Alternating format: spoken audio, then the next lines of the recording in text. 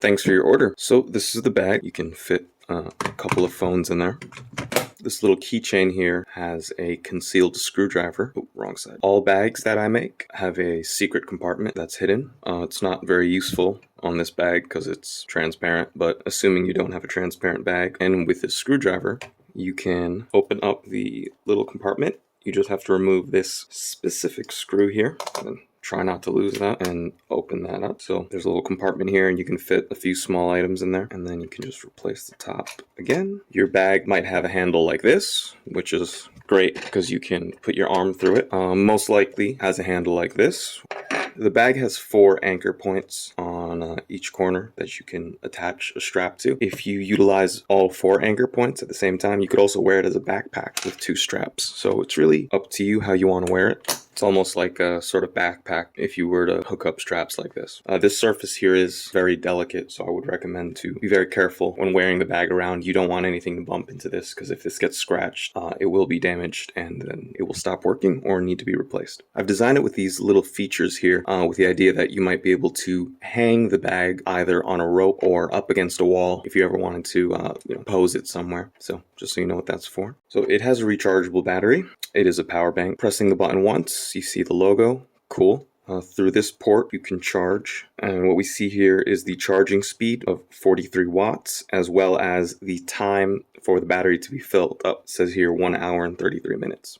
Pressing this button, we get some more information about the battery and the ports and the things that are going on. Battery voltages, battery health. We do have a flashlight on the opposite end. To turn on the flashlight, and we can see the flashlight is on, as you can tell, and it was at 50% brightness. With another long press, I'm able to adjust the intensity of the flashlight. So here we are at the minimum brightness level, and then I press it again, maxes out, and then 2 taps to just shut it off. We have 2 switches here on the back. The electroluminescent panel and the electroluminescent wire are all turned off right now. They're not going to work until I activate both of these switches. So this first switch controls power to the electroluminescent driver as well as the wireless charger that's here on top. With the first switch on, we have a little LED there. Now the wireless charger is active, and we do have the option to turn on the electroluminescent driver, which will be operated with these 2 switches. We've got a smartphone here. Put it down on the wireless charger, and we are charging instantly. If you have an iPhone with a lightning port, you'll be able to use this adapter along with the included USB-C cable, and then you'll be able to charge your phone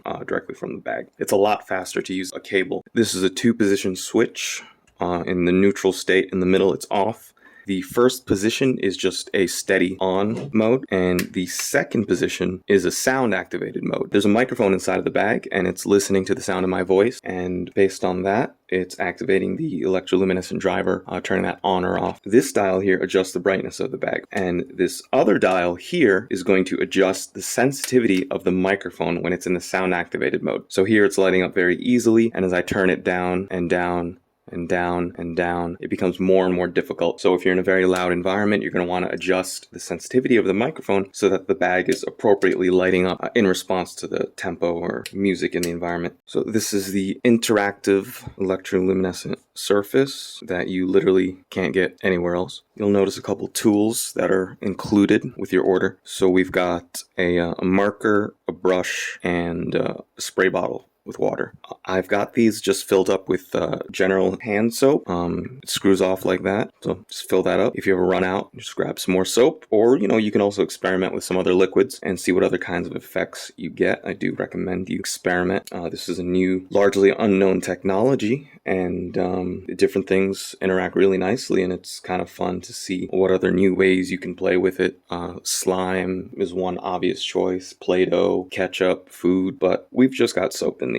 So to activate it, right now it's dry because this is a brand new marker, so nothing going on. To get a little liquid coming up, you push down on this pump here, and there we go. I finally got a little bit of soap coming out. Before we start messing up with the panel, I want to show you how largely non-reactive the panel is. My touch isn't really doing anything, and that's because the panel is dry. My hands are dry, so nothing's really going on. It needs a conductive liquid on the surface to start activating, but in some states you can also use your breath to activate the panel, but right now my breath isn't going to have any interesting results because the panel is dry.